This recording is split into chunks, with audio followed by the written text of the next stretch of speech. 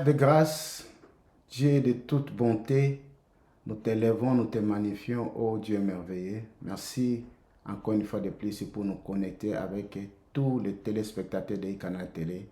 Et c'est là, ô Dieu, qui vont suivre cette émission, que ta grâce abonde dans leur vie, dans le nom de Jésus-Christ Nazareth. Amen. Amen, amen, amen. Nous voici, chers téléspectateurs, pour notre émission de ce jour, le serviteur de Dieu, comme vous le voyez, il est là avec moi. Et nous allons passer près d'une heure d'émission pour, encore une fois, vous apporter un plus dans ce que vous devez connaître dans le cadre de la parole de Dieu. Vous voyez le titre devant vous. Nous allons débattre aujourd'hui avec, pas débattre, mais en tout cas le serviteur de Dieu a prévu cette matière pour vous. Après cette série de prières, après cette série de la foi, en tout cas, et la méditation qui est venue s'ajouter, mais le serviteur de Dieu a jugé bon de vous donner aujourd'hui une matière quelque peu spéciale, mais une matière qui est commune maintenant, surtout chez nous les Congolais, ou les chrétiens en général, le combat spirituel qu'il appelle lui, pas lui, mais en tout cas, qu'il dit que c'est essentiellement un combat de la foi. Alors, serviteur de Dieu, je me tourne vers vous. Ouais. Vous dites que le combat spirituel, c'est le combat de la foi. Mais dans l'entendement populaire au Congo, ce n'est pas ça, le combat spirituel. Le combat spirituel, c'est une lutte acharnée contre même les humains. Non, l'esprit de famille, les sorciers.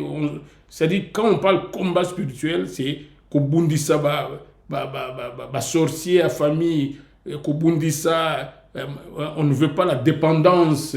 Que quand tu ozoka mingi na famille, okomi la dépendance, comme molimo mobimba, il faut casser ça. C'est ça le combat. Il faut casser tous les liens, voilà, tous les liens. Mais vous vous dites que c'est plutôt un combat de la foi. Quand on est dans le combat spirituel, on fait plutôt le combat de la foi, alors que c'est un combat réel avec les hommes et qui vivent dans nos familles, avec nous. Et il faut éviter que des esprits méchants qui viennent entrer. Vous voyez un peu, je crois que tous les téléspectateurs sont en train de voir les décors qu'ils sont en train de planter. J'aimerais que vous leviez l'équivoque, que vous expliquiez, c'est en réalité, c'est quoi le combat spirituel, serviteur de Dieu.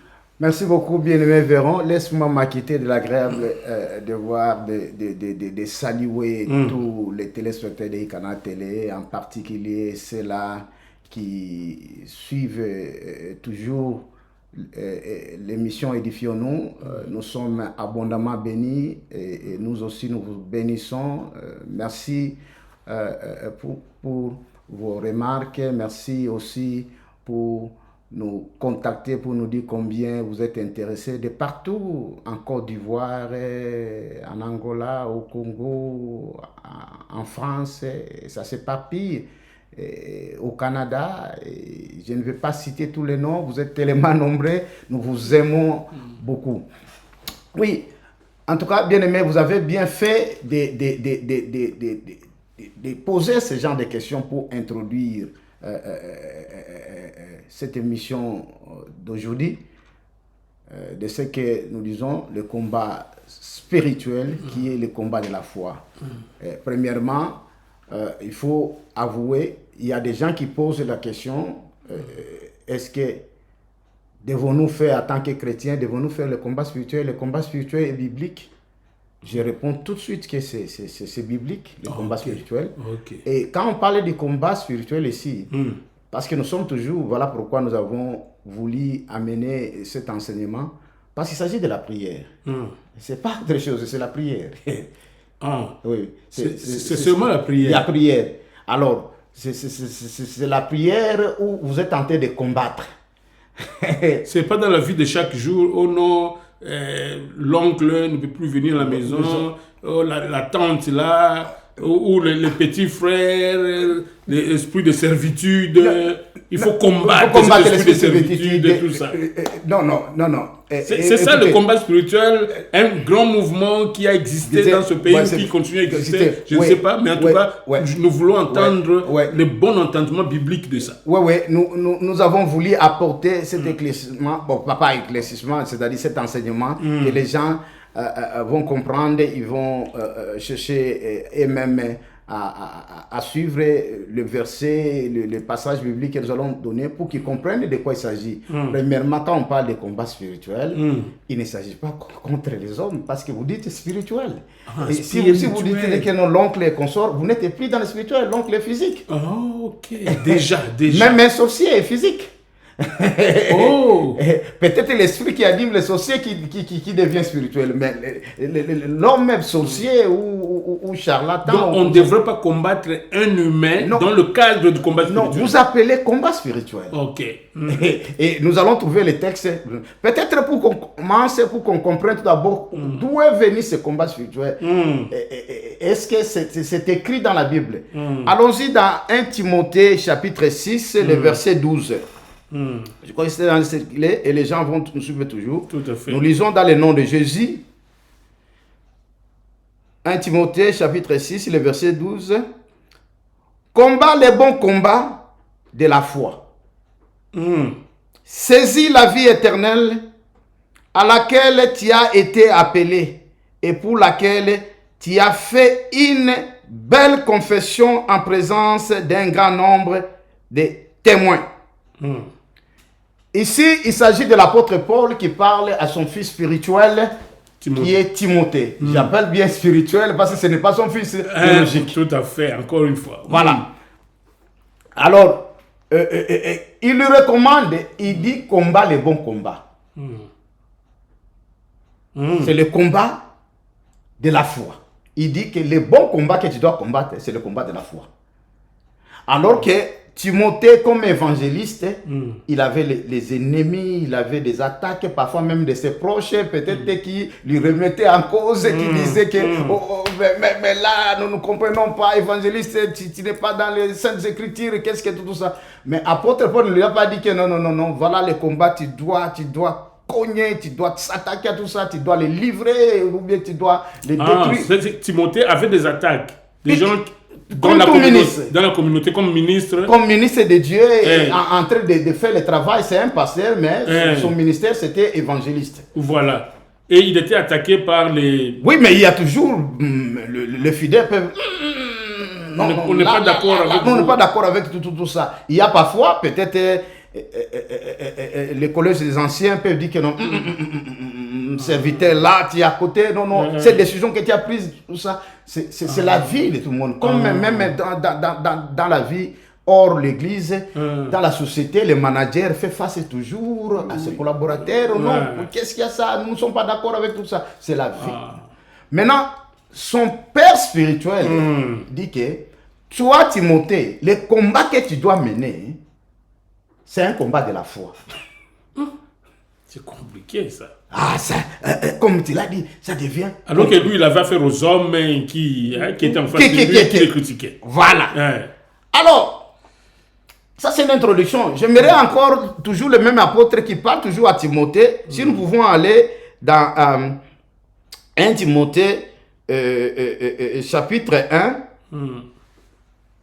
le verset 18 à 19. Pour qu'on comprenne toujours ce combat de la foi. Je lis dans le nom de Jésus, 1 Timothée chapitre 1, les versets 18 à 19. Le commandement que je t'adresse, Timothée, c'est toujours l'apôtre Paul. Mon enfant, il l'appelle. Mon enfant. Selon les prophéties faites précédemment à ton sujet, il y a eu des paroles qui étaient prononcées à son sujet, comment il doit mener son ministère. C'est-à-dire que lorsqu'on l'a consacré, l'homme de Dieu a déclaré des paroles sur son ministère. Voilà l'importance de la consacration. Et tout ministre, les jours qu'on te consacre, tu dois écouter ce que celui qui t'a consacré, qu'est-ce qu'il a dit dans ta vie. Ces paroles-là doivent rester, tu dois. Il y en a qui disent que non. c'est comme ce que Dieu lui-même était en train de déclarer sur le ministère de Josué. Il dit, partout où foulera la plante de tes pieds, je t'ai donné en possession. C'est-à-dire que Josué ne pouvait que posséder partout là où ses pieds foulaient. Ses pieds foulaient. Ok. Il possédait directement ça parce que c'est ça la consécration qu'il a reçue. La consécration qu'il a reçue de Dieu. Et puis il a ajouté, nul ne te tiendra devant toi tant que tu vivras. C'est-à-dire que personne ne pouvait tenir à Josué tant qu'il vivra. C'est ça la consécration. Et pour nos jours, quand il y a la consécration d'un homme de Dieu, ce n'est plus Dieu, c'est au travers de son ministre. C'est d'abord l'apôtre ou le pasteur qui va consacrer, l'autre qui vient d'entrer dans le ministère. Les paroles qu'il dit, c'est les paroles de Dieu qui va là. Donc l'accompagner toute sa vie. Qui va accompagner. Et ici, l'apôtre Paul est tenté de rappeler à Timothée. À Timothée. Oui. Il dit, selon les prophéties faites précédemment à ton sujet, c'est que d'après elle, tu combats les bons combats. Oh non! D'après les paroles de prophétie, que tu dois combattre ce combat. Tout à fait. J'aimerais que les gens pointent là. D'après elle, d'après les paroles, elle là, c'est les paroles de prophétie. Les paroles de prophétie. Il dit, d'après elle, tu combattes les bons combats. En gardant la foi.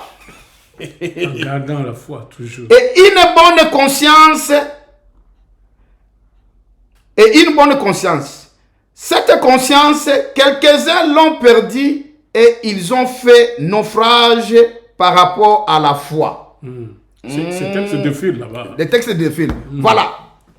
Maintenant, le premier texte que nous avons dit, il dit, Timothée combat le bon combat, c'est le combat de la foi.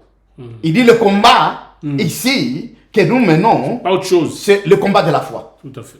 Ce n'est pas le combat. Maintenant, nous allons maintenant chercher à comment combattre ce combat de la foi. Parce qu'il dit que non. Et c'est là où ça a toujours compliqué les gens. Quel est ce combat de la foi? Ici, nulle part tu ne trouveras que le combat spirituel est là contre les oncles, contre les servitudes. Je crois qu'on est allé exagérer. Dans la vie, on peut toujours régler et régulariser les choses.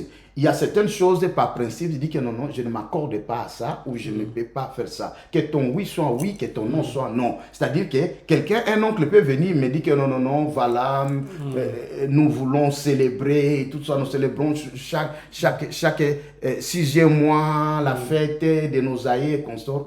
Si je trouve, je dis au oncle, non, je ne m'associe pas à ça, ça n'a rien à faire. C'est-à-dire, la coutume en général n'est pas mauvaise. La coutume n'a jamais été mauvaise, mais tout ce qu'on parle de la Bible, c'est de la coutume. Mais là, serviteur de Dieu, vous dites des paroles très révolutionnaires. Là. Non, mais en Christ, parce qu'il y a des gens qui ont fait des cures d'âme pour se débarrasser de ce que la coutume, on a fait des rites de coutume et autres. Mais c'est comme si vous encouragez que non, gardez vos coutumes, alors que dans le christianisme, on dit il faut quitter les coutumes et devenir. C'est en quittant les coutumes qu'on devient bon chrétien. Mais écoutez, dans la Bible, tous les chrétiens disent les dieux d'Abraham, d'Isaac et de Jacob. Pourquoi il invoque les dieux d'Abraham, d'Isaac et de Jacob? C'est la coutume d'Abraham, d'Isaac et de Jacob qui est tentée de... Qui étaient les ancêtres des peuples d'Israël. Les peuples d'Israël. Ah, okay. Mais parce que c'est le peuple choisi, Abraham, par lui que toutes les nations sont bénies, ou les chrétiens aussi sont descendants par Isaac.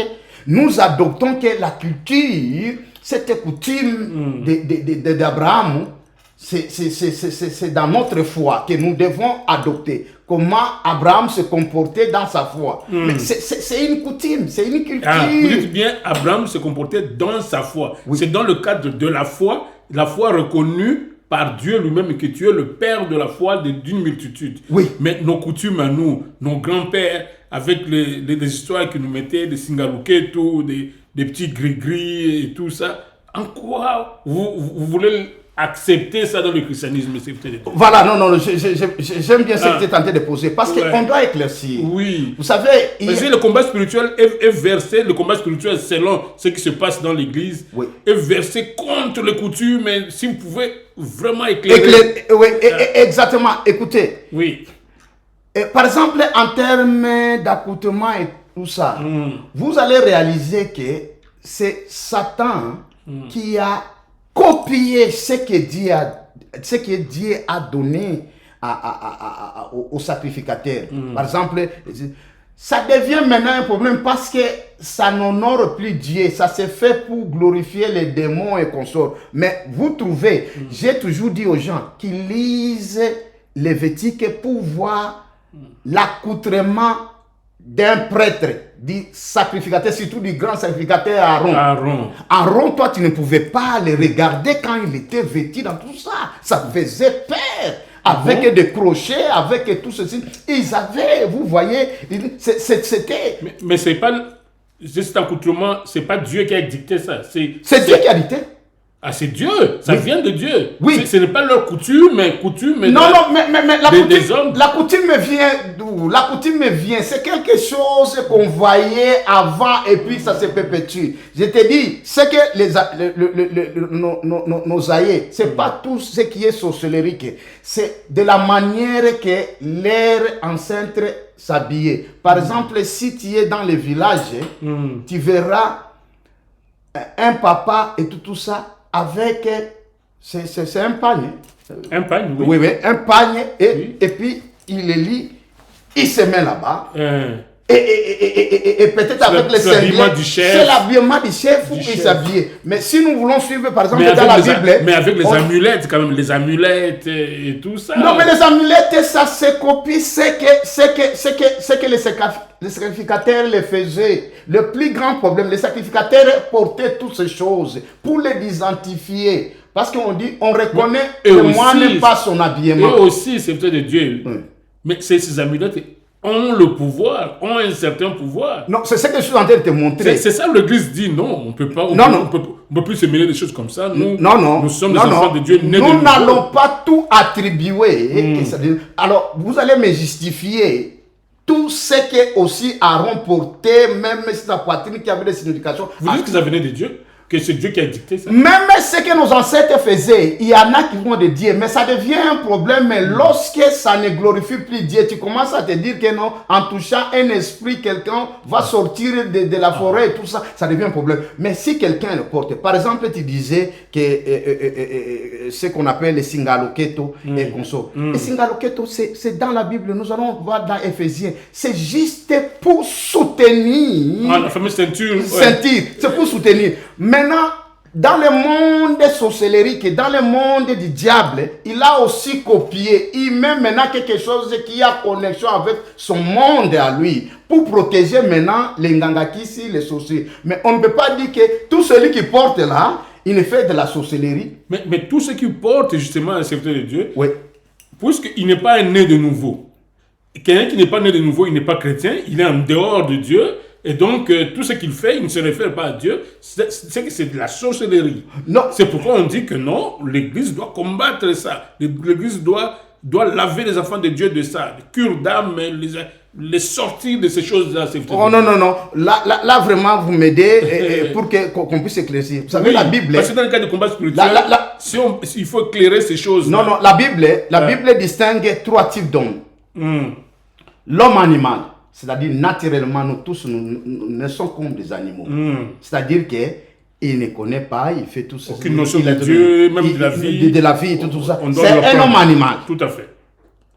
Et puis, il y a un homme spirituel. Un homme spirituel, c'est celui qui choisit maintenant de suivre la voie de Dieu. Il connaît et il adopte. C'est-à-dire que son comportement va être différent des naturels. C'est-à-dire que si on lui dit, porte ces signaloquets, il dit, c'est pourquoi? Oh non, vous savez, ça te protège. Les ancêtres vont te protéger. Non. Moi, je suis un chrétien, je ne porte pas quelque chose. Les ancêtres me protègent parce que Dieu me protège. Ah, ça, au moins, vous acceptez que vous, comme chrétien, vous ne pouvez plus aujourd'hui porter quelque chose avec une connotation de protection. Oui, mais... Des ancêtres même. Oui, des ancêtres. Vos ancêtres. Oui, des ancêtres. Mais ce n'est pas tous ceux qui sont dans les villages, les hommes, ce qu'ils appellent les hommes animaux. Et tous, ils portent parce qu'ils savent que c'est l'oncle ou les ancêtres qui le protègent. Ils portent seulement une façon de protéger son pantalon ou bien sa culotte ou, c'est pas moi, le pagne pour que cela ne tombe pas. Ça, c'est normal. Oui. Il n'y a aucune idée derrière. Oui. Là, c'est un habillement. Oui. Ok. Oui, c'est-à-dire, on ne peut pas maintenant dire que tout celui qui porte là, il porte maintenant parce qu'il sait que non, c'est les ancêtres qui portent. Dans le cas contraire, vous, aujourd'hui, avec ce que vous appelez l'Occident, les ceintures que nous portons, nous, on ne pouvait pas. Nous savons d'où est sorti les ceintures que nous portons. Sur nos pantalons.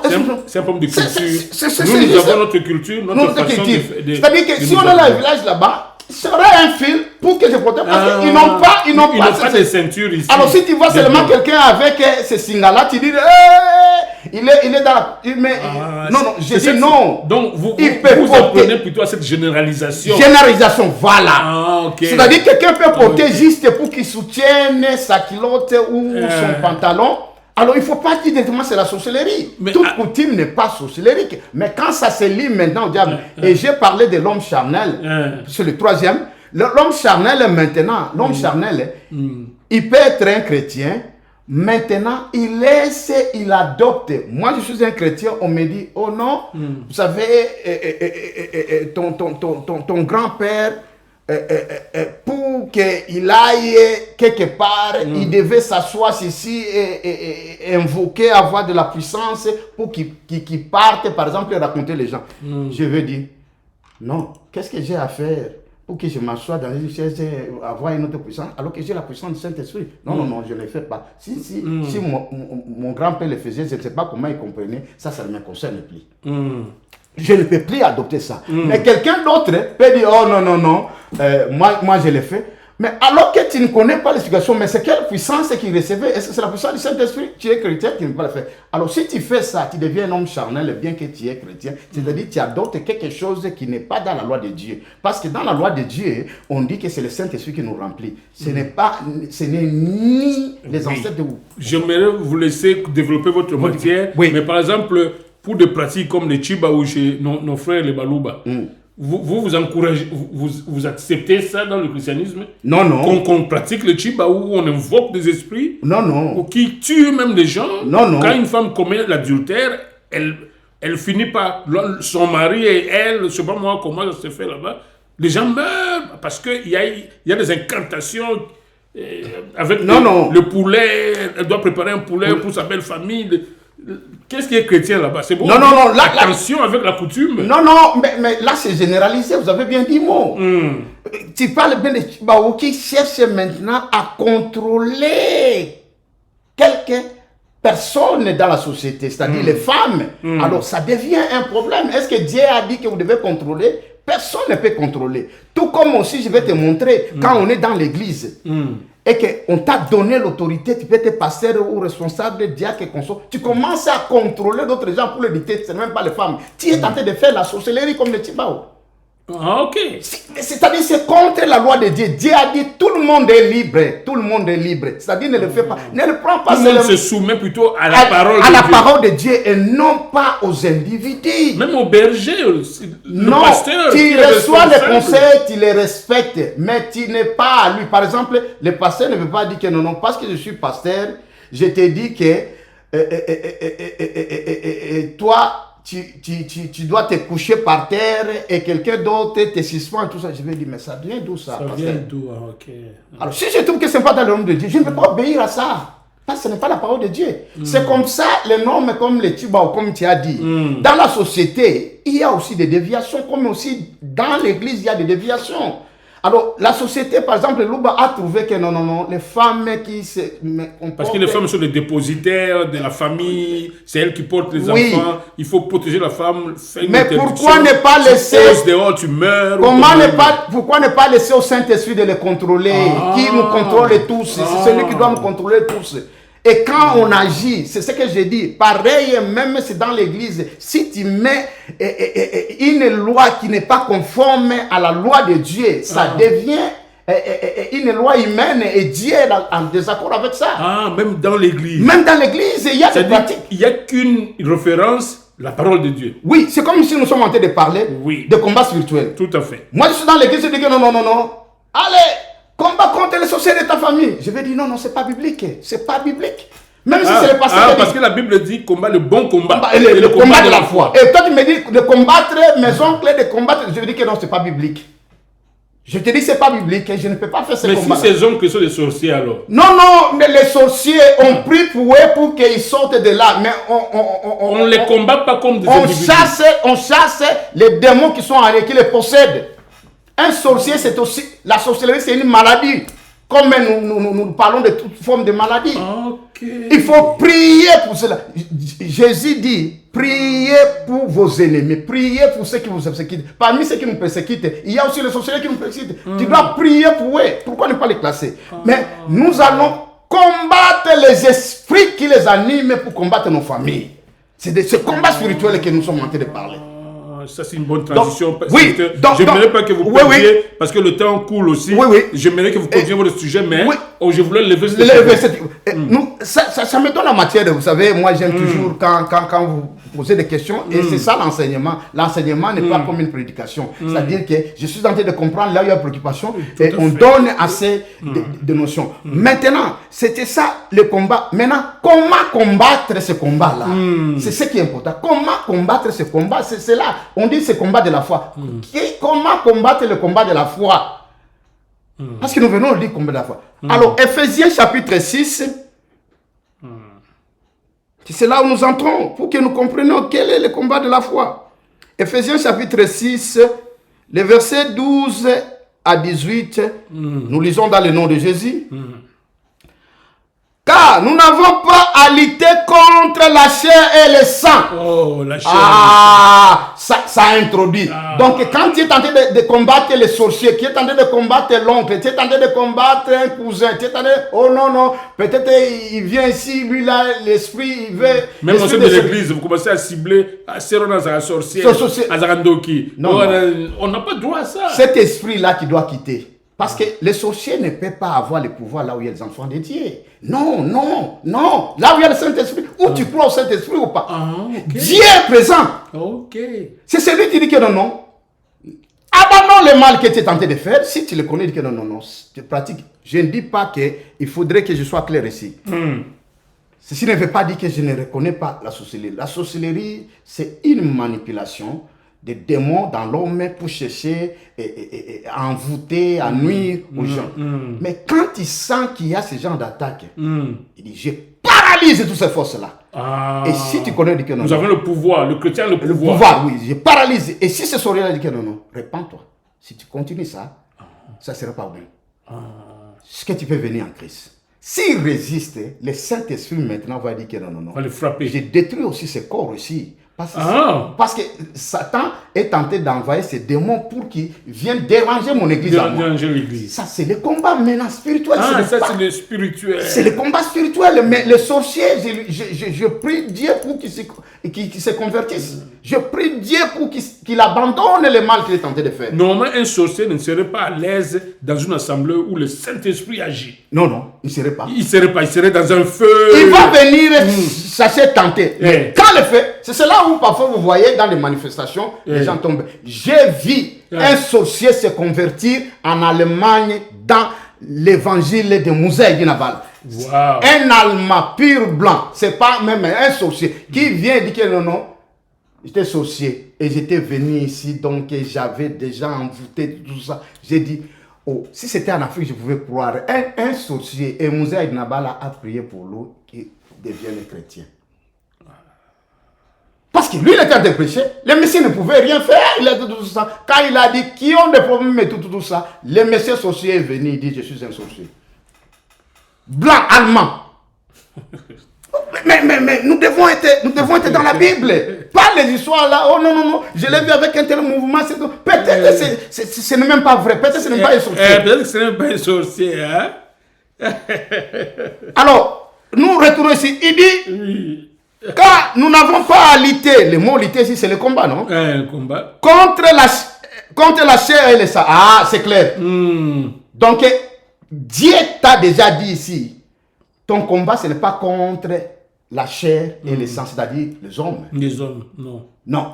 Ton combat, maintenant, il dit, si nous n'avons pas à lutter contre la chair et le sang, mais contre les dominations. Qui sont les dominations? Contre les autorités, contre les princes de ce monde des ténèbres. les princes de ce monde de ténèbres, contre les esprits méchants dans les lieux célestes. Voilà le combat. C'est ça le combat spirituel. Il dit, tu ne combats pas contre les individus, mais contre ces dominations, c'est-à-dire cette autorité qui s'est érigée dans ces hommes-là pour contrôler les autres. Il dit que non, ici nous annulons. Si tu sens que tu es dans l'église et que tu sens que les sorciers ou les occultistes marabouts commencent à faire les incantations pour chercher à contrôler ou peut-être à perturber ton église, lève-toi et dis, je paralyse toute puissance du monde des ténèbres encelées et ça n'en perd plus. Je t'avoue, si tu es chrétien, tu le fais avec foi. Tout est paralysé. Parce que nous avons reçu le pouvoir de Jésus. Il dit, je vous ai donné le pouvoir contre toute puissance de l'ennemi. C'est-à-dire que de marcher sur les scorpions, et il dit, et rien ne pourra vous nuire. Alors, qu'est-ce que moi j'ai à faire? Est-ce que je crois à ce que Dieu a dit? Je ne dis pas qu'il n'y a pas d'attaque. Mais ces attaques-là, quand je sens que je suis perturbé dans mon esprit, je dis, c'est quoi? Qui est ici? Qui contrôle ici? Je ne m'attaque pas à l'individu, je dis que non. Tout esprit qui ne confesse pas le nom de Jésus doit déguerpir, doit quitter maintenant ces lieux, afin que le Saint-Esprit règne. Et le Saint-Esprit dit, ordre! Tout le monde quitte. Les anges viennent disperser tout le monde. Parce que c'est celui qui doit régner. Tu prends l'autorité. Mais l'autorité que tu as reçue de Christ, c'est pour faire quoi avec? C'est pour démontrer le monde du ténèbre que tu as l'autorité, les dominations, les principautés. Les princes de ce monde des ténèbres. Tu dois t'élever. Tu y es même peut-être dans une salle, ça peut être dans une conférence juste humaine, qu'on sort. Oui, tu sens que quelqu'un veut peut-être vous contrôler, envoûter, tout ça. J'ai toujours dit qu'il ne le fera pas. Même si c'est le plus grand marabout, j'ai dit à ce moment ici, moi je ne vais pas être contrôlé. Mais ma prière que j'ai fait partout, où je prends possession de ces lieux. Quand j'entre dans quelque chose, je dis, je prends possession de ces lieux. C'est-à-dire que cette place est déjà dans le ciel, je le prends possession. Et aucun autre après moi, ils peuvent régner. Pendant que je suis là, ils ne peuvent rien. Que tu sois plus fort, je crois à mon Dieu, tu ne peux pas faire. Ça, c'est ma façon. Et je l'ai toujours. Il y en a même, j'ai déjà raconté dans mon travail, que non.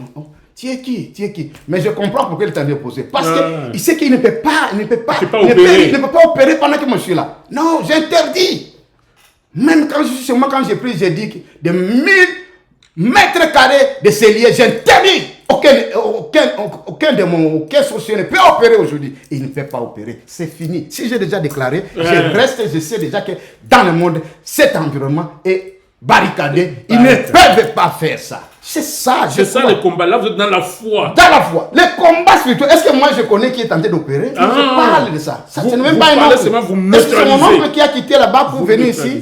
Ou c'est ma tante ou c'est que ça ait une tante sorcière ou quoi? Vous n'attaquez pas à elle.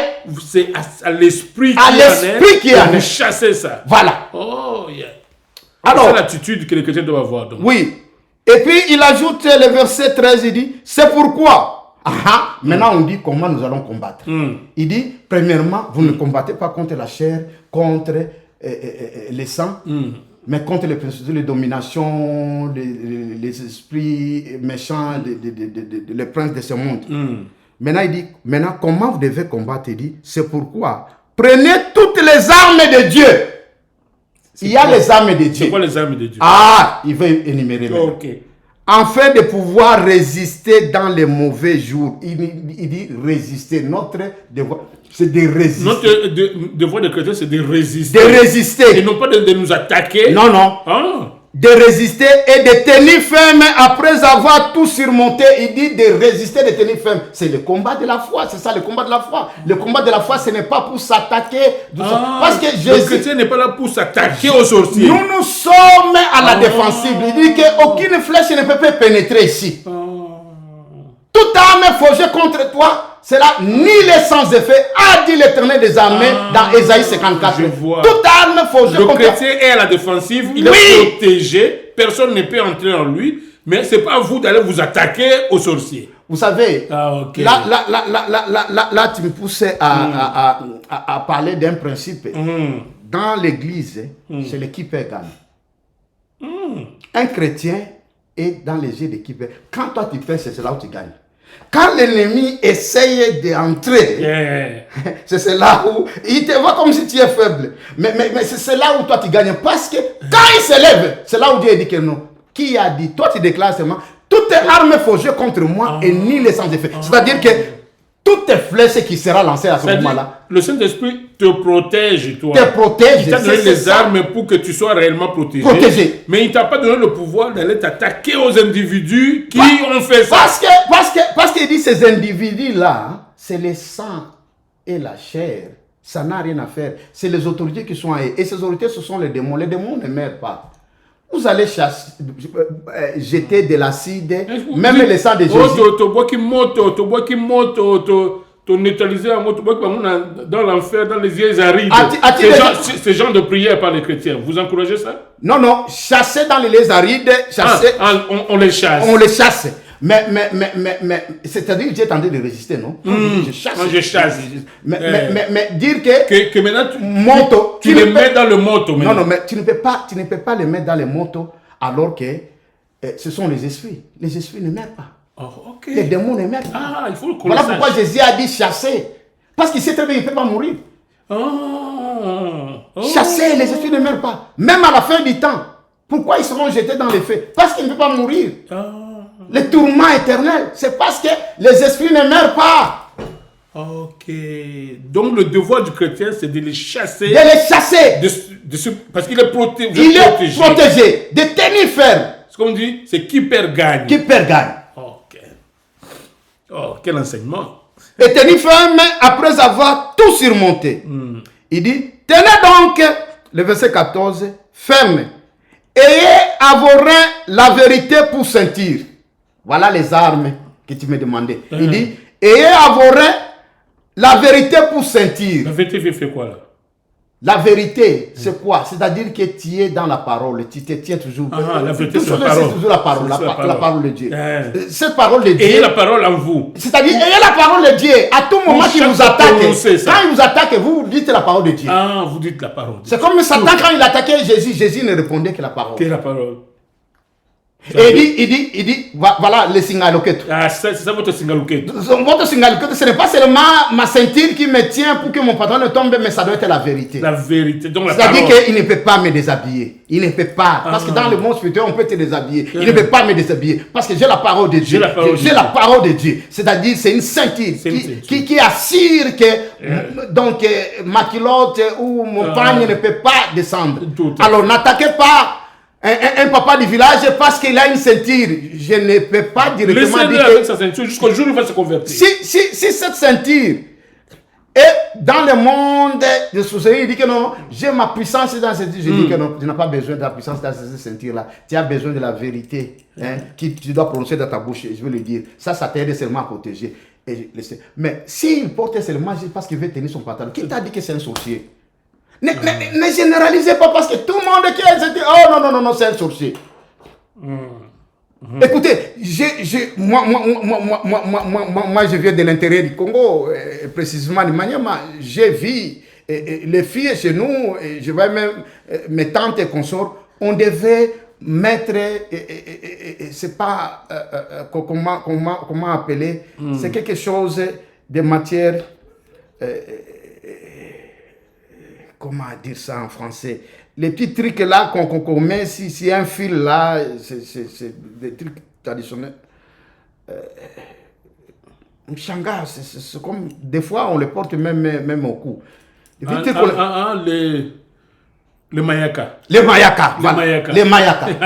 On mettait pour que les femmes, je crois que c'est pour les bassins ou quoi. La tradition. Mais en quoi c'est la sorcellerie? On généralise trop. Si on voit cette femme-là qui vient chez son mari avec ça, on dit que c'est la sorcellerie. Mais en quoi je vais accepter? Alors que chez les Maasai, au Kenya, ça fait partie de la beauté de la femme. Maintenant, tu vas dire que non, cette coutume-là est sorcellerie. Et Dieu s'oppose à ça? Pas nécessairement. Alors que si le plan de la santé, si le plan tout ça, ces trucs-là, est curatif. C'est-à-dire, ça aide. Il y a des, si ce n'est pas les bassins qu'on soit, j'oublie ce que les tantes expliquaient. Tout ça. J'étais curieux de savoir tout ça. Et mes tantes parfois m'expliquaient. Rien de sorcier. Hein? Non, il n'y a rien de sorcier. C'est juste pour c'est pas moi l'épanouissement des bassins de la femme. Oui. Pourquoi ça, on doit dire que tout ça, cette coutume-là, c'est la sorcellerie? Je m'oppose à ça. Ouais. Ça n'a rien à faire. Alors, tout ce qu'on pouvait trouver pour que Abraham fiance la femme d'Isaac, il a donné, comment on a les bracelets, si c'est pas quoi tout ça. Il dit, tu vas le faire porter tout ça. Alors, cette coutume-là est acceptée, mais c'est seulement la coutume, peut-être africaine, c'est ça la sorcellerie. Non, c'est ça. Je ne peux jamais être d'accord. Et si dans l'église on parle de cela, les chrétiens ont droit de dire que non, c'est une déviation. C'est une déviation. On a droit de s'opposer à ça, c'est une déviation. C'est une déviation. Il y a d'autres trucs qu'on porte seulement, c'est juste parce que ça doit soutenir cette terre. Le corps que nous portons, c'est une terre. Il y a beaucoup de principes. Mais quand on arrive dans la médecine occidentale, on accepte tout. Parce que dans la médecine occidentale, si on te dit que non, qu'on te fasse porter, c'est pas moi ce qu'on porte au cou là, tu acceptes. C'est juste protéger quand les nerfs là, c'est très fragile là, on sait. Mais si c'est au niveau de la tradition, on te dit que non, mais il y a un truc qu'on met, ça c'est le coutume, c'est la sorcellerie. Mais tu es qui? Encore que, moi je crois, tel que vous venez de dire, que un chrétien est dans la défensive, même si quelqu'un fait sa sorcellerie, ça ne vous importe peu, parce que vous, Dieu vous a dit, vous soyez plutôt, personne ne peut vous atteindre. Mais parce que Dieu est conscient que l'esprit malin, les démons circulent. Et dès lors que ces démons ne s'est jamais converti, mais lui croit qu'il veut atteindre le serviteur de Dieu, Gabi Kitoko. Mais ça se met que Dieu vous donne des armes pour dire non, il ne t'atteint pas toi. Il ne t'atteint pas. Qu'il aille travailler cette histoire ailleurs. Oui, c'est ce que nous sommes en train de dire. Mais Dieu ne vous donne pas le pouvoir de le combattre lui comme personne. Il dit, toi sorcier, je te... Non. Même si vous le reconnaissez sorcier. Il a besoin que ces gens-là se repentent. Je vous donne... Plutôt vous priez pour lui, que le Seigneur récupère cette âme. Je vous donne un passage biblique que le Seigneur nous a instruit. Vous savez, un jour, on a demandé à Jésus de visiter quelque part. Et le Seigneur s'est se présenté avec ses apôtres, mais curieusement, on n'avait même pas préparé là où il devait dormir. Et pour les apôtres, c'était injurieux. Ça, ce n'est pas n'importe qui, ça, c'est Rabouni. Le maître, c'est comme un pasteur qui vient, tu l'as invité, et on n'a même pas préparé là où il va dormir. Jésus a vécu ça. Et Jésus a vécu ça. Et quand ces apôtres ont vu ça, ces apôtres ont dit, Seigneur, autorise-nous pour que nous fassions descendre le fait que ces gens soient consumés. Et Jésus a dit quoi? Jésus dit que non, vous ne savez pas quel esprit vous anime. Il reproche ses apôtres, vous ne savez pas quel esprit. Moi, je suis venu pour gagner, non pas pour perdre. Vous voulez faire comme Élie? Et Élie même n'a pas tué les Baals avec le prophète de Baal avec le feu. C'est l'Holocauste qui était consumé. Vous voulez faire descendre ce feu pour tuer les gens? Bien sûr, il faisait descendre même pour l'armée. Ça devient sa façon de défendre. Jésus dit non, moi je ne suis pas venu ici pour perdre. Tout à fait. Mais il regrettait. Quelqu'un lui a dit, Seigneur, moi je ne vais plus les retourner, je vais te suivre. Il dit que non. Les renards ont même des places à dormir et tout ça, ces oiseaux du ciel. Mais le Fils de l'homme n'a même pas place pour poser sa tête. Vous allez me suivre, moi je ne sais même pas là où je vais dormir. C'est que le Seigneur s'inquiétait, on l'a négligé. Regarde la réponse du Seigneur. Et ça, c'est une interprétation à tous les serviteurs de Dieu. On peut parfois peut-être te faire quelque chose qui n'est pas bon. Mais ayez le même sentiment qui était en Christ. Cette simplicité. Il n'a pas voulu, il avait le pouvoir de dire que non, toute cette maison ici, vous n'allez plus dormir. Et ils n'ont plus dormi dans cette maison-là. Mais il dit non, je ne suis pas venu perdre. Mais je regrette qu'ils ne m'ont pas respecté. Je regrette qu'ils ne m'ont pas tenu. Mais Seigneur, qui s'est converti? Si Jésus disait seulement oui, les apôtres allaient faire descendre le feu là sur place et Dieu allait exaucer. C'est une puissance. Mais il dit, n'utilise pas cette force-là pour nuire à celui qui a la chair et le sang. Nous devons avoir cette indication. Tout à fait. Il dit, l'arme, la vérité comme ceinture, revêtez la cuirasse de la justice. Je ne vais pas entrer dans les détails. C'est-à-dire, ta cuirasse là, c'est la justice. Il est en train de te donner. C'est-à-dire que quand ça attaque, tu es juste. Donc, ce qui tu es juste, il te dit que ça, c'est ça, ta cuirasse, ça ne peut pas pénétrer. Toi, être seulement juste. Ta protection, c'est là. Est-ce que tu es juste? Tu es juste. Dans ce qu'on est en train de te reprocher, est-ce que tu es juste? C'est fini.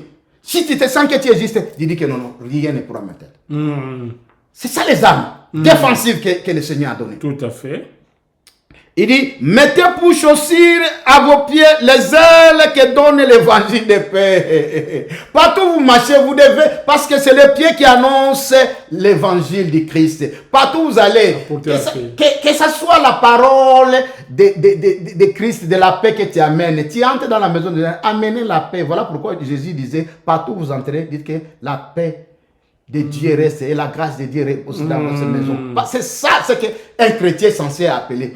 Toi, tu n'entres pas avec des troubles dans la maison des gens. Tu n'entres pas avec des troubles dans le couple des gens. Même si tu es un ministre de Dieu, tu n'es pas censé diviser un couple. Tu es censé apporter l'union dans cette famille. Tu es censé soutenir que cette famille demeure indivisible.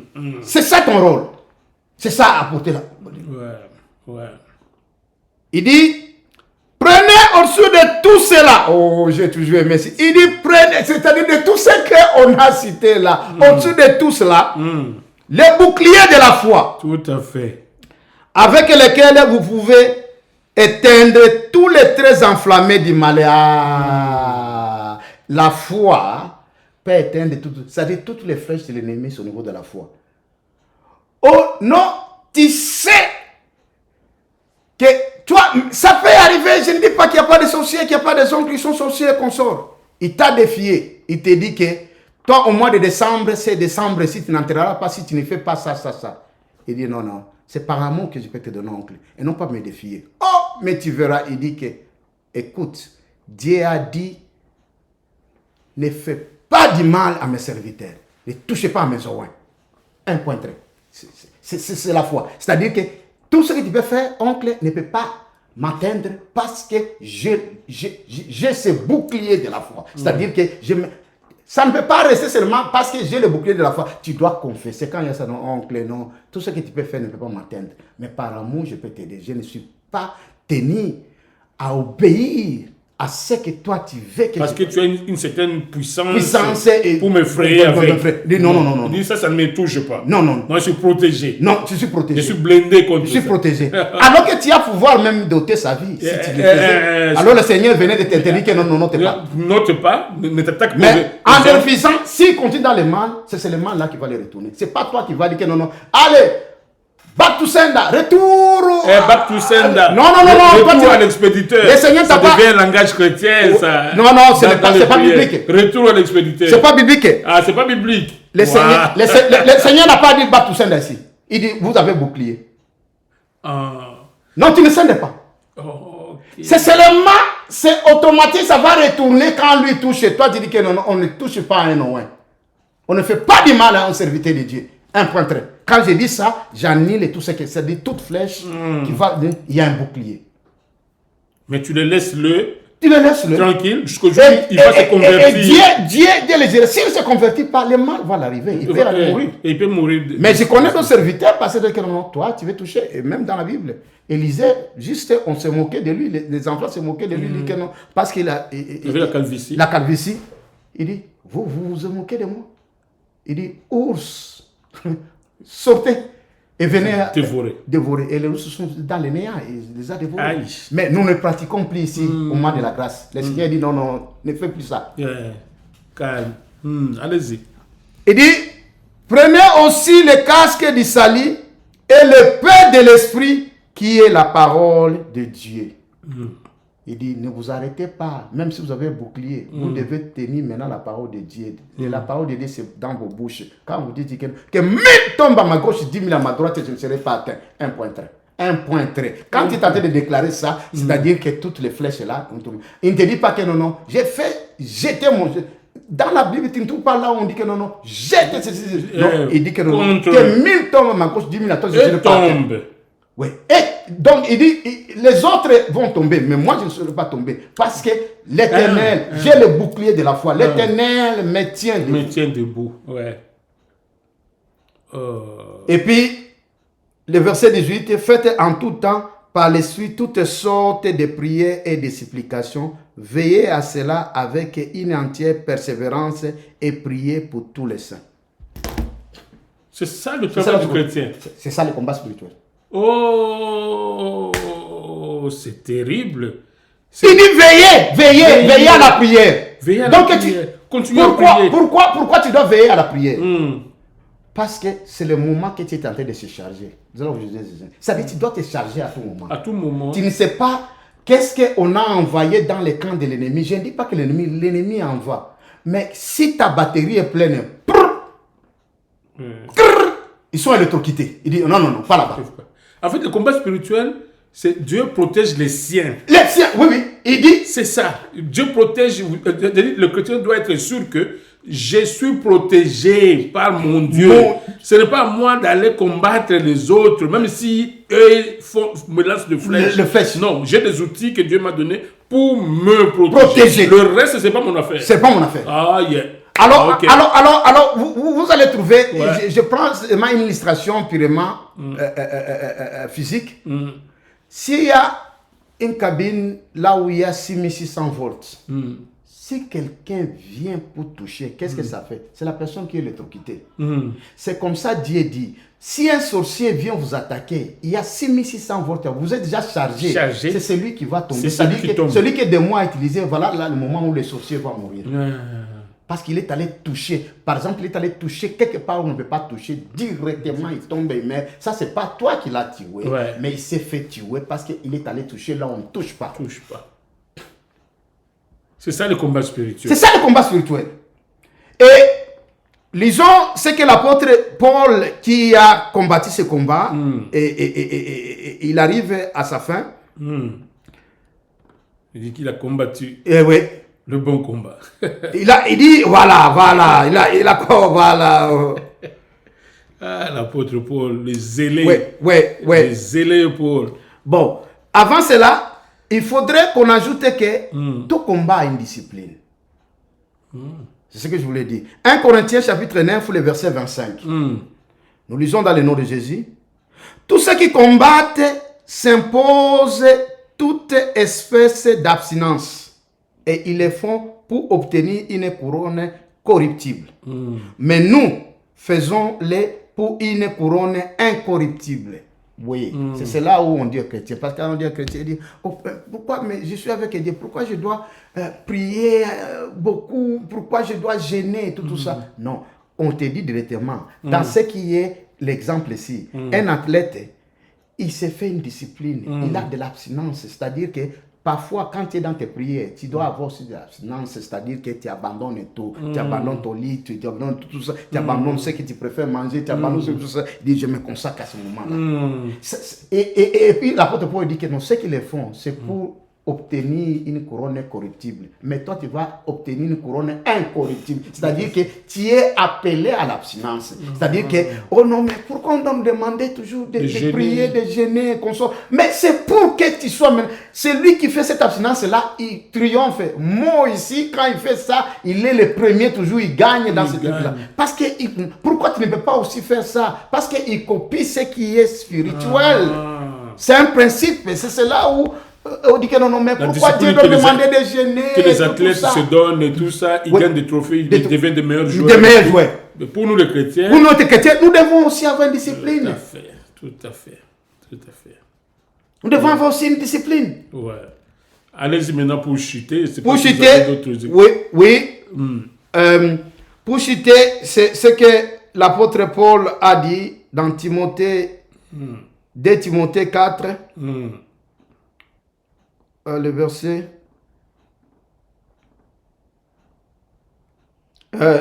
6 à 7.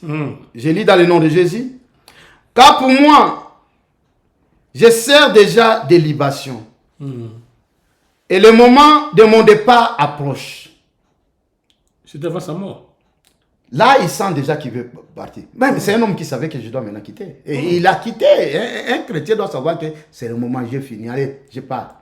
Oh. Oui, l'apôtre Paul, même si on l'a pendu, il a accepté maintenant qu'il devait partir. S'il n'a pas accepté, on devait seulement le persécuter. Le persécuter, on ne l'a jamais le tuer. Ok. Et c'est là où, bon, je ne vais pas entrer aujourd'hui pour ne pas entrer dans les détails. Vous allez comprendre que ce sont les gens qui croyaient que quand ils meurent aussi, c'est pour aider l'église de croître et tout ça, alors que le Seigneur avait déjà fait. C'est aussi l'erreur parfois des grands. Pierre et Paul, ces gens disaient que non, pour l'amour du Seigneur, nous devons servir aussi d'une libation. Non, tu n'as pas besoin d'une libation parce que le Seigneur est le seul qui a servi de libation pour tous les hommes. Alors, vous n'avez pas besoin d'un autre, même un grand apôtre. Quelqu'un va dire que non, mais il s'attaque même à son mentor, Paul aujourd'hui et tout ça. Ça, c'est entre parenthèses, les erreurs des grands. Il y aura un enseignement, vous allez éclairer un jour. Ouais. Et le verset 7 dit, j'ai combattu le bon combat, j'ai achevé la course, j'ai gardé la foi. J'ai gardé la foi. Mais les gens disent que non. Il s'est battu pour la foi. La foi peut-être sert à l'homme, mais il dit que non, je garde la foi. Parce que le Seigneur, quand il dit, quand je reviendrai, tu verras-tu la foi. Tu dois garder la foi, c'est-à-dire que tu dois garder la parole du Seigneur en toi. Tu as crié en ça, tu ne t'es pas allé à gauche, à droite. Même si tu es en train de partir, tu dois garder. C'est cela, le Seigneur viendra te juger. Quand Jésus viendra, même pour la couronne, parce que les gens croient les jugements, il n'y a pas de jugement pour les chrétiens. Il y a les jugements, les chrétiens vont juger le monde, mais il y a les jugements pour des couronnes. C'est-à-dire qu'au royaume de Dieu, il y aura des gens qui seront élevés et tout ça par rapport à ce qu'ils ont fait. Et c'est ce que l'apôtre Paul dit. Quand il a gardé la foi, le Seigneur va dire, malgré les tribulations que tu as connues, tu ne m'as pas renié. À un moment, tu n'as pas dit, mais Seigneur, pourquoi je dois passer comme ça? Moi qui souffre à cause de toi et tout ça. Non, il a gardé la foi. Et il en est fier. Il en a été fier en tout cas. Et c'est ça, les combats spirituels. À la fin, tu dois garder la foi. Tu ne vas pas te souiller pour avoir combattu quelqu'un, non, pour avoir envoyé du feu. Non. Et tout et ça. Là, tu n'as pas gardé la foi. Là, tu n'as pas gardé la foi. Tu n'as pas gardé la foi. Tu trouves que non, tu dois te protéger toi. Alors que c'est le Saint-Esprit qui doit te protéger. Il dit, garde la foi. Back to sender, non, j'interdis. Back to sender, ce n'est pas biblique. Le retour à l'expéditeur. Le retour à l'expéditeur, voilà, je sais de parler en anglais. Le retour à l'expéditeur. Non. Les retours à l'expéditeur, c'est automatique. Le Saint-Esprit dit que non, celui qui touche 6600 votes, c'est celui qui est électrocuté. Toi, tu n'as pas à envahir le retour à l'expéditeur. Laisse-le. Prie pour lui pour qu'il se convertisse. S'il ne se convertit pas, il va mal finir. Mais quel est votre point de vue sur ce que les chrétiens, je ne sais pas si c'est seulement au Congo, mais je ne crois pas, et qui ont exercé le contraire de ça, bâtir même des mouvements entiers, des ministères entiers, pour combattre les familles, les esprits mauvais, les esprits méchants, l'esprit de dépendance, tout ça. Est-ce que ça a été un ministère chrétien? Non, écoutez... Combat spirituel. Non, ils sont chrétiens. Pour ne pas le citer. Non, les combats spirituels... Tels que définis par eux-mêmes. Par eux-mêmes. Non, c'est par ignorance. Moi, je me dis par ignorance. Peut-être ils croyaient. Parce que les gens, tellement que nous sommes beaucoup plus, même si nous sommes chrétiens, des fois, nous n'agissons pas dans l'esprit. Nous ne sommes pas beaucoup plus dans nos sens. Dans nos sens. Je le vois un peu suspect. Ce qu'il est tenté de faire, je le vois un peu suspect. Non, moi, je ne... Nous, on n'a pas à suspecter les gens. Je ne peux plus aider tout ça. Tu vois, tu envoies de l'argent. Quelqu'un peut utiliser à quelqu'un de ta ça. famille, c'est celui qui va utiliser. Mais Dieu a dit de ne pas vous lasser à faire du bien. Alors, vous allez... Mais ce qui est vrai, un chrétien, ça c'est une chose que j'ai appris de l'homme de Dieu, Christ sur Aquilon, mais je dois avouer, moi quand je dis des gens, c'est-à-dire quelque chose que je ne disais pas. Il a dit, oui, c'est pas tout ce que tu donnes aux gens, ou tu veux distribuer aux gens. Tu dois premièrement prier pour que le Saint-Esprit t'éclaire qu'il faut donner tout ça. Parce que ce n'est pas dans le cas seulement de celui qui est sorcier. Je peux donner même quelqu'un qui n'est pas sorcier, mais il y a quelque chose qui a fait que Dieu ne veut même pas qu'on l'assiste parce que ce mal-là est consommé et que cette personne. Il dit, quand toi tu fais ça, c'est comme si comment on dit, recélé. Tu contribues au mal de cette personne. Tu veux corriger Dieu qui a déjà scellé un sort. Oui, pas Dieu qui a scellé, on dit Dieu qui a scellé. C'est-à-dire que la personne s'est exposée. C'est comme ce que Dieu dit de Pharaon, il dit que son cœur est endurci. C'est-à-dire que lui, il est cantonné dans ça. Alors pour Dieu, un chrétien ne peut plus contribuer dans ce mal-là. Il le laisse. Alors si tu n'as pas de discernement, tu donnes à cette personne, tu as un problème parce que tu partages maintenant le problème que lui a. Et le Seigneur nous aime. Oui. Donc, quelqu'un, je peux peut-être ne pas sentir pour l'assister. Ce n'est pas parce que je crois qu'il est sorcier, le mal va me retourner. Non, non. Moi, en train de faire du bien. Parce qu'avant que je n'écoute ce message, je disais non, non. Moi, je fais du bien, je donne à tout le monde. Donc, ça, c'est pas bon. Mais quand j'ai appris cet enseignement, il dit non, non, faites attention, tu peux donner parfois qui crée un problème. Tu peux assister quelqu'un. Tu peux entrer dans une crise financière parce que tu es allé faire quelque part où déjà les robinets étaient bouchés. Alors, quand tu dis ton robinet aussi va être bouché. Parce que Dieu a laissé les démons fermer ces robinets-là. Maintenant, toi, tu veux ouvrir ces robinets-là. Dieu dit que non, non. Tes robinets aussi, c'est fermé. C'est fermé parce que sinon, tu continueras à alimenter quelqu'un que Dieu... Là, le robinet est fermé. Ça, c'est une leçon que vous donnez aux enfants de Dieu. De Dieu, oui. Alors, ceux-là qui ont pratiqué ce ministère de combat, moi j'ai dit de combat contre les humains, c'est pas ignorance, ils doivent cesser, ils doivent cesser pour comprendre que ce ne sont pas ça. La servitude n'est pas dans le cadre d'aider quelqu'un du bien, alors que Dieu te demande d'aider du bien. C'est seulement, il faut avoir le discernement, celui que je le donne. C'est pas seulement parce qu'il est sorcier. Parce que même à un sorcier, si le Saint-Esprit, il vient avec un problème, je l'aide. Au contraire, s'il ose utiliser que je lui ai donné, alors que le Saint-Esprit m'a dit que non, aide-le parce qu'il en a besoin. Vous savez que Dieu, la Bible dit, Dieu fait pleuvoir la pluie même dans les champs du méchant. Vous voyez le Dieu, est-ce qu'il ne sait pas que c'est un sorcier? Mais la pluie tombe dans sa maison. Vous ne voyez pas un sorcier avoir de l'argent plus que même les chrétiens? C'est qui le bénit. Mais Dieu dit que non, non. Il a son jugement, ce n'est pas votre problème. Donc je peux lui donner. Mais s'il dit que non, non, parce que je lui ai donné, et ça passe pour combattre. Là, mais vous êtes à la défense. Ça devient de vous. Mais là, Dieu vous défend. Quelque part, si je donne, et le Saint-Esprit dit que non, non, non, non, non, non, non, je ne vais pas, parce qu'il veut utiliser, parce qu'il y en a parfois qui sont dans la sorcellerie, tu donnes l'argent, il veut prendre maintenant ton étoile pour que ce que toi tu as et que ça puisse lui revenir. Et ça veut te dire non, non, il ne donne pas. Ce n'est pas parce qu'il sait très bien ce qu'il veut manipuler. Il veut seulement. C'est que vous conseillez aux enfants de Dieu, priez. Priez. C'est ça l'arme de la foi encore. C'est l'arme de la foi, voilà. C'est l'arme de la foi. Priez avant de donner. La foi de Dieu, toujours la prière. La prière. Consacrez tout ce que quand quelqu'un dit que non, j'ai écouté, je laisse le temps. Et si ça ne colle pas, le Saint-Esprit va te marquer, tu vas trouver, parfois même tu veux et que c'est vide. Il n'y a pas ça. Tu comprends que tu comprends que, ah bon, j'ai l'intention de donner, mais je ne peux pas assister. Il y a encore des choses qui urgentes chez moi. Tout ça. Donc c'est qu'il y a un frein. Il y a un frein. Et tu laisses. Tu comprends ce mal langage. Il peut dire qu'il est méchant, il est tout ça. Mais pour ça, il ne va pas t'ensorceler ou bien t'envoûter. Non, non, il ne saura même pas.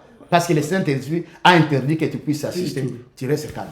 Un mot maintenant de conclusion sur le plan pratique pour les enfants de Dieu qui ont appris maintenant le bon combat, le combat de la foi, le combat spirituel. Écoutez, je vous exhorte à suivre, il y a des textes qu'on a donnés, et suivez ces textes-là. Et vous devez vous fier à ça. Je sais qu'il y a des gens qui passent toujours le temps en train de renverser les hôtels, des familles, les hôtels, c'est pas moi, des ancêtres et tout ça. Mais non, ces hôtels-là, les jours que tu as crié en Christ, c'est Christ a détruit ces hôtels-là. Il a renversé à la croix, c'est ça l'œuvre qu'il avait fait. Et puis il a dit, tout est accompli.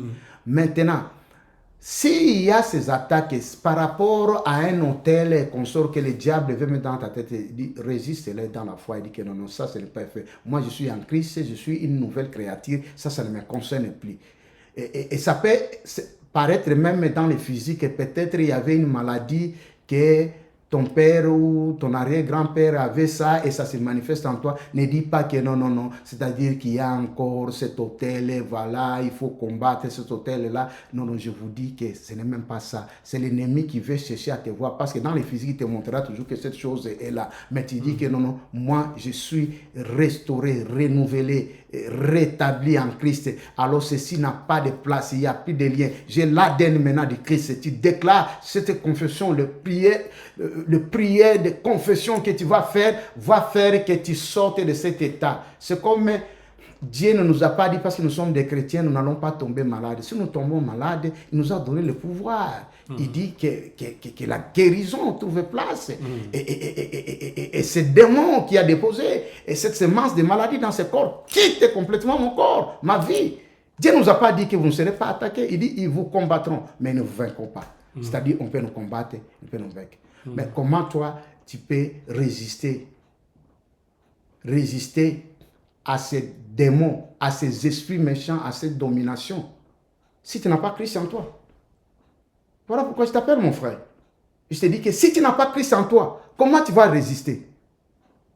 C'est aussi le moment de donner ta vie à celui qui peut assurer ta protection. Il dit, même mort, on ne te touchera pas. Tu sais qu'un chrétien, même déjà mort, son corps, le démon ne peut pas s'approcher. Parce qu'il y a les anges qui contrôlent le corps des saints qui sont sous la terre. C'est ici que je t'interpelle, mon frère. Accepte.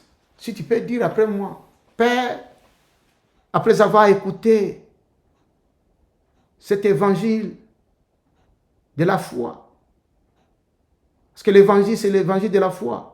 Je crois que Jésus est ton Fils bien-aimé, qui est venu pour prendre ma place, et il est mort à ma place. Il a cloué à la croix mon péché et mes défauts pour me donner la nouveauté de vie. Oh Père, je l'accepte. Je confesse maintenant que Jésus est Seigneur pour ma vie. Et cela me donne accès d'être maintenant ton enfant. Merci de m'accepter pour recevoir la vie éternelle. J'ai la vie éternelle maintenant. Je suis enfant de Dieu. Mon frère, si tu as dit ce que tu as dit là, crois-moi que cela, Dieu a exaucé. Et maintenant, je vais prier pour toi, ou ma sœur, je vais prier pour toi. Père, dans le nom de Jésus-Christ, je prie pour tous ceux-là qui ont fait cette belle confession. Merci au Père éternel. Maintenant, ils sont enfants de Dieu. Je les nomme du nom de Jésus et Satan n'a plus le pouvoir de les réclamer. Parce qu'ils sont maintenant à toi et pour toujours dans le nom de Jésus. Amen. Amen. Amen. En tout cas, merci, serviteur de Dieu, pour l'éclairage. Ça valait la peine que vous puissiez toucher à ce sujet ici aujourd'hui pour faire comprendre aux enfants de Dieu que le chrétien, il est à la défensive. C'est le mot que j'ai retenu. Voilà. Le chrétien, il n'est pas à l'offensive. Le combat de la foi, c'est pas aller se battre. Non, je crois. Ouais. C'est la défensive. On n'est pas à l'offensive. Ça, c'est un bon résumé. Ah, bon, merci beaucoup.